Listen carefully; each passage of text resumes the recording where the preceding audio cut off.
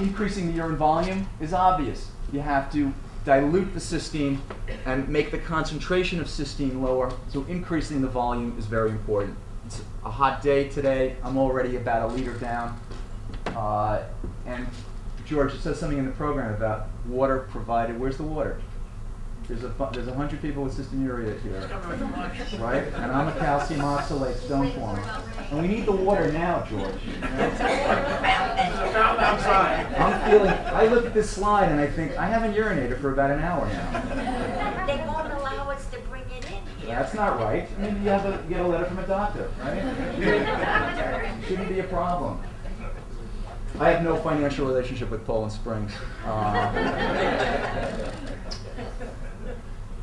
Your goal is to achieve a urine volume of roughly 3 to 4 liters. And that's assuming that you've got, let's say, about 1,000 milligrams of cystine, and that without changing the pH, the solubility is about 250 milligrams per liter, roughly. And that's variable depending on other factors as well. But in order to get 3 to 4 liters, you have to think about how much you have to drink. And that number is something more than the amount that you want to urinate. The amount that you want to urinate is really not the goal. The goal, well, I should say the goal is not how much you take in. The goal is how much you urinate. That's really what I mean to say.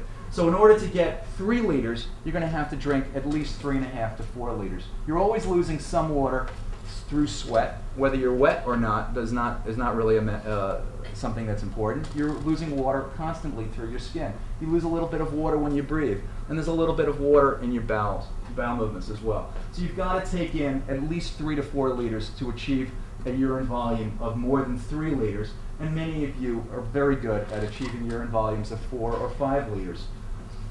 You also want to emphasize that this should be all day long. It should be as much as possible a continuous process, although obviously there are times when it's not possible. You don't have access to water, or you don't have access to a bathroom, and those are the realities of it. And when those events occur, you have to make up for it then when it's possible to get water or have access to bathroom facilities. All day long, before you go to sleep, people are literally crystallizing their urine during the nighttime when they're not taking in water. During that time, your kidneys are concentrating the urine, and you're forming crystals in the urine as well. Certainly, when it's hot like today, you might have to drink 6 liters to have 4 liters of urine. So you have to really think about the weather conditions or the occupational conditions. If you're a lifeguard, you're going to have to drink a lot more water to have an adequate urine volume. Are there any lifeguards here? No. And certainly exercise, those fanatical exercisers here really have to think about the fact that thirst is not a reliable way of judging how much water you have to take in. If you're exercising, you don't really want to be making up after a 2-hour bike ride. You don't want to be making up for it then. You'd rather be drinking water continually and trying to avoid the peaks of urine concentration and taking water along with you to the gym. And exercising with a glass of water in hand with a sports bottle is very important. Next. So here's my prescription, and my goal here is to emphasize the fact that this is a serious medical therapy. When I see people with low urine volumes in my office, I have to take a prescription and I have to write it out and say, here, this is what you need to do. This is your prescription. Take this to Mr. D'Agostino and tell him to fill this prescription for you, And I have patients who have, regular accounts with Poland Springs, and they literally get a truck comes up and delivers a case of Poland Springs on a regular basis, and that way it's there, and they know that it's there, and they know that it's going to be there. And my goal here in writing a prescription for water is to say this is a serious medical therapy. I may not have to be a rocket scientist to prescribe this for you. But this is something very important, and it's the most important, cheap, effective, safe, legal form of therapy that there is. So then, if you want to decrease the amount of cystine in the urine, then there's 2 things that we could consider. Number 1, reduce the animal protein intake, and number 2, reduce the salt intake, salt, sodium chloride. So again, this is slides that, these are figures that John Asplin generated from many of your data. Animal protein contains methionine, and methionine is a precursor to cystine. Methionine is another amino acid. There's some cystine in the food that you eat as well. Methionine is an important source of cystine from animal protein. And this basically is the amount of urea nitrogen. Urea is a nitrogen form end product of protein metabolism. So the more animal protein you eat, the more urea is in the urine. And this basically shows very clearly that as increased urea nitrogen appears in the urine, in other words, people up here are eating more animal protein than the people down here, the amount of cystine, millimoles per day of cystine, goes up dramatically. So there's no question that eating more animal protein will be associated with more cystine production.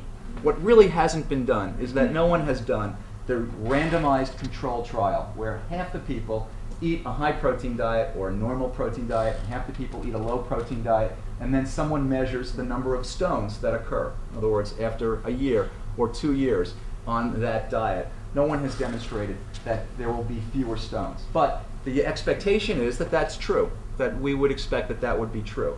Perhaps this is not as important as taking potassium citrate and alkalinizing the urine. It's not clear what the relative effects of different manipulations would be. But if you look at this kind of slide, it shows that kind of positive relationship, then we'd expect that people with less animal protein intake would have fewer kidney stones made of cystine.